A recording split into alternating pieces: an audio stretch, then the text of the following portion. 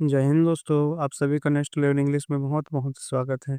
और आज हम पढ़ेंगे सेंटेंस के बारे में, वाक्य के बारे में, किसमें किसमें कितने पार्ट्स होते हैं, कौन-कौन से पार्ट्स होते हैं, क्योंकि आपको ये जानना ज़रूरी है। हालाँकि इसमें बहुत ही ज़्यादा आपको फ़ोकस नहीं करना है, केवल समझना है, केवल ऊपर-ऊपर से पता होना चाहिए कि ये ही, सी, इट क्या है, ये वर्ब क्या है, ये सब्जेक्ट क्या है, ये ऑब्जेक्ट क्या है, ताकि मैं आगे आपको ये रेफ़र करूँ, ये बात बोलूँ, इन सब चीज़ का शब्द यूज़ करूँ, हेल्पिंग वर्ब का, सब्जेक्ट का, वर्ब का, ऑब्जेक्ट का, आईएनजी का, तो आपको नया-नया लगे, कुछ-कुछ पता हो, क्योंकि इनको आप रट नहीं सकते। जैसे-जैसे आप प्रैक्टिस करते जाते हैं, जैसे रिवीजन, रीडिंग है, स्पीकिंग है, लिसनिंग है, राइटिंग है और ग्रामर मैं पढ़ा रहा हूँ, उससे पढ़ते जाते हैं तो आप इंग्लिश डेफ़िनेटली सीख जाएँगे। बेसिक तो जो बहुत जल्दी सीख जाएँगे और मैं एडवांस में भी लेके जाने की पूरी कोशिश करूँगा, क्योंकि मैं फ्रेज़ल वर्ब, इडियम्स और एक्सपर्ट से और एडवांस सब्जेक्ट्स एडवांस वोकैब्युलरी सिखा रहा हूँ, तो आप जल्दी सीख जाएँगे। तो चलिए देर ना करते हुए आज की क्लास स्टार्ट करते हैं। देखिए, किसी सेंटेंस में कई पार्ट होते हैं, जैसे होता है सब्जेक्ट, हेल्पिंग वर्ब, वर्ब और ऑब्जेक्ट। सब्जेक्ट कहते हैं किसी पर्सन को, जैसे ही है, सी है, इट है, दे, वी, या किसी का नाम है रवि या स्टूडेंट्स है, ये सब्जेक्ट है। और उसके बाद होता है हेल्पिंग वर्ब, जिसमें बहुत सारे ये वर्ब होते हैं, जैसे have, was, were, had been, have been, will. फिर आता है वर्ब। वर्ब के कई फॉर्म होते हैं, जैसे पहला फॉर्म होता है, दूसरा फॉर्म होता है, तीसरा फॉर्म होता है, फिर आईएनजी। जैसे टेक है, पहला फॉर्म है, ये वर्ब है जिसका मतलब है वाला लेना होता है। फिर आता है टुक, फिर आता है टेकन, फिर इसमें आईएनजी लगता है तो टेकिंग हो जाता है। फिर आता है ऑब्जेक्ट, मतलब कोई भी सेंटेंस में पहला सब्जेक्ट होता है, जिसमें ही, सी और इट। ही, सी का मतलब वह होता है, ही का यूज़ लड़के के लिए किया जाता है, सी का यूज़ वह होता है, इसका यूज़ लड़की के लिए किया जाता है, इट का यूज़ किसी लड़कियों के लिए किया जाता है, दे का यूज़ वे के लिए किया जाता है, मतलब वे का होता है, वी का मतलब हम होता है, रवि एक नाम है, स्टूडेंट मतलब छात्र हैं। ये सब्जेक्ट्स हैं। फिर हेल्पिंग वर्ब है, जिसमें इज, एम, आर, वास, वर, ये सब आते हैं। फिर आता है वर्ब जिसमें क्रिया करते हैं, कोई भी कार्य करना। फिर आता है ऑब्जेक्ट। अभी आप सेंटेंस की द्वारा देखते हैं तो अच्छे से समझ में आएगा। जैसे इसमें कुछ सकारात्मक वाक्य है, मतलब पॉजिटिव वाक्य है, जैसे मैं किताब पढ़ रहा हूँ, वह खाना खा रही है, वे फुटबॉल खेल रहे हैं, वह टीवी देख रहा है, हम स्कूल जा रहे हैं, तुम पत्र लिख रहे हो, बच्चा सो रहा है। तो इसमें देखिए, मैं, ये सब्जेक्ट है जिसका मतलब, जिसे इंग्लिश में बोलते हैं आई। फिर आता है पढ़ना, ये है वर्ब। रहा हूँ, ये है हेल्पिंग वर्ब आएगा, यहाँ पर इज लगेगा, एम लगेगा, एम, मैं है तो एम लगेगा यहाँ पर। किताब है ऑब्जेक्ट। तो आई एम रीडिंग अ बुक, तो इससे सेंटेंस बना सकते हैं आप लोग, इसको इंग्लिश में बोल सकते हैं। पहले आएगा सब्जेक्ट है तो मैं हो जाएगा, हेल्पिंग वर्ब आ रहा है तो इज, आई एम हो जाएगा। फिर वर्ब आएगा पढ़ना, रीडिंग, रीड में आईएनजी लग जाता है, object I am reading a book लगेगा ना इससे। सब्जेक्ट में आई रहेगा, हेल्पिंग वर्ब में रहा है जिसका होगा आई एम।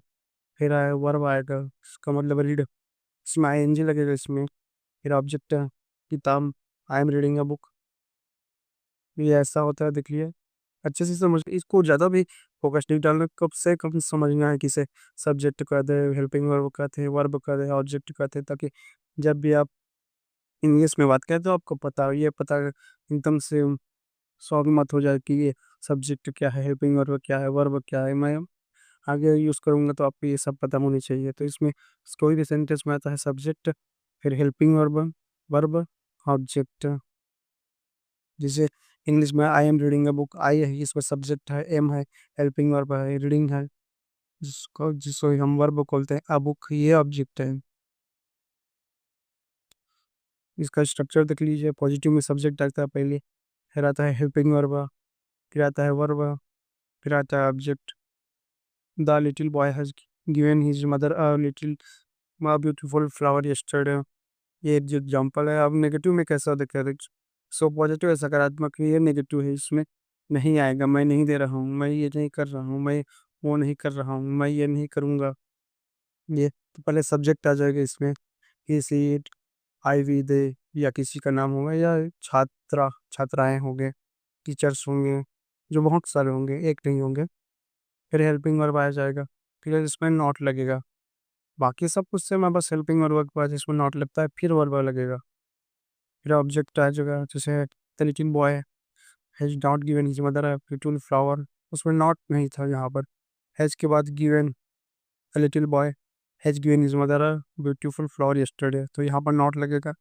बाकी हेल्पिंग वर्ब के बाद ही नॉट लगता है, हर वर्ब के पहले सब में, ये आपको यूज़ करना है। फिर आएगा इंट्रोगेटिव, जिसे प्रश्नवाचक बोलते हैं, तो सबसे पहले जो हेल्पिंग वर्ब है वो लग जाता है। जैसे हेल्पिंग वर्ब इसमें हैज है, पहले हेल्पिंग वर्ब लगेगा, फिर सब्जेक्ट आएगा, फिर वर्ब आएगा, फिर ऑब्जेक्ट है। जिसमें इसमें हेल्पिंग वर्ब हैज है तो हैज शुरू लग गया है, फिर सब्जेक्ट है द लिटिल बॉय है, फिर वर्ब गिवन है, फिर ऑब्जेक्ट है his mother a little beautiful flower. फिर है इंट्रोगेटिव नेगेटिव, इसमें ये प्रश्न पूछ रहा है लेकिन नेगेटिव में पूछ रहा है, नकारात्मक वाक्य में पूछ रहा है कि क्या उसने, क्या लिटिल बॉय ने अपनी माँ को ब्यूटीफुल फ्लावर नहीं दिया है। तो उसमें पहले हेल्पिंग वर्ब आ जाएगा, फिर सब्जेक्ट आएगा, फिर आएगा नॉट, फिर आएगा वर्ब, फिर आएगा ऑब्जेक्ट। वर्ब के चार फॉर्म होते हैं, एक तो वर्ब खुद होता है पहला फॉर्म, जैसे टेक, फिर आएगा सेकंड फॉर्म होगा टुक, फिर आएगा टेकन तीसरा फॉर्म है, फिर लगेगा आईएनजी टेकिंग। कोई भी वर्ब हो, जैसे ड्राइव है, दूसरा फॉर्म होगा ड्रॉ, तीसरा होगा ड्राइव वन, ईट है, पहला फॉर्म ईट है, फिर एट आएगा, फिर आएगा ईटन, फिर आएगा ईटिंग, ये होता है। तो भाई ऐसे आपको देखना है, या धीरे धीरे समझ में आएगा, एक बार और देख लेते हैं। कोई भी सेंटेंस में होते हैं सब्जेक्ट ही से इट आता है जिसमें, और हेल्पिंग वर्ब आता है जिसमें इज एम आर होता है। वर्ब आता है जैसे खाना है, पीना है, सोना है, चलना है, दौड़ना है, रेंगना है, टीवी देखना है, डांस करना है, सिंग गाना है, ये सब वर्ब है अले। और ऑब्जेक्ट आता है, बाकी सेंटेंस में रहता है जो उसको ऑब्जेक्ट बोल देते हैं। ये पॉजिटिव का है। अब नेगेटिव में देखते हैं। नेगेटिव में हेल्पिंग वर्ब शुरू लगता है बस, नेगेटिव हेल्पिंग वर्ब के बाद नॉट लगता है नेगेटिव में। जैसे इसमें पहले सब्जेक्ट है, जैसे पॉजिटिव में था, फिर हेल्पिंग वर्ब लगेगा जिसमें इज एम आर वास वर्ब लगेगा, फिर उसके बाद नॉट लगेगा, फिर आएगा वर्ब, फिर आएगा ऑब्जेक्ट है। ये वर्ब और हेल्पिंग वर्ब अपने अपने साथ से चेंज होंगे, फिर बाकी सब रहेगा। हेल्पिंग वर्ब किसी में इज लगेगा, किसी में आर आर लगेगा, किसी में आई लगेगा, किसी में वास, किसी में वर, किसी में विल, किसी में हैव, किसी में हैड, किसी में हैज। तो ये सब अब इंट्रोगेटिव में देखिए, इसमें हेल्पिंग वर्ब पहले लगेगा, फिर आएगा सब्जेक्ट, फिर आएगा वर्ब, फिर आएगा ऑब्जेक्ट। फिर इंट्रोगेटिव नेगेटिव में पहले हेल्पिंग वर्ब लगेगा, फिर आएगा सब्जेक्ट, फिर आएगा नॉट, फिर आएगा वर्ब, फिर आएगा ऑब्जेक्ट। ये स्ट्रक्चर सभी में रहेगा, एक बार आप देख लिए तो आप कभी नहीं भूलेंगे। तो इसमें एक एग्जाम्पल में सब्जेक्ट है बॉय, हेल्पिंग वर्ब है हैज, और वर्ब है गेव जिसका तीसरा फॉर्म होता है गिवन, गिव गेव गिवन तीन फॉर्म होता है। और इस तीनों को देख लेते हैं, इसका मीनिंग। जो सब्जेक्ट है, ही का मतलब वह होता है जो पुरुष के लिए किया जाता है, सी का मतलब वह होता है जो महिला के लिए यूज किया जाता है, एट का मतलब किसी निजियों के लिए किया जाता है, वी का मतलब हम होता है, दे के मतलब वे होते हैं, आई का मतलब मैं होता है। जैसे जैसे बताऊंगा तो अब आपको पता चलता जाएगा, अगले अगले क्लास में बार बार रिवीजन होगा। तो आज के लिए इतना ही था। उम्मीद करता हूँ कि आपको ये क्लास अच्छी लगी होगी, पसंद आया होगा। अगर आपको ये क्लास समझ में नहीं आया या वीडियो कुछ समझ में नहीं आया तो प्लीज़ कमेंट कीजिए, या एक दो बार वीडियो को और देखिए, क्योंकि मैं जहाँ तक हुआ है पूरा समझा दिया हूँ उसमें।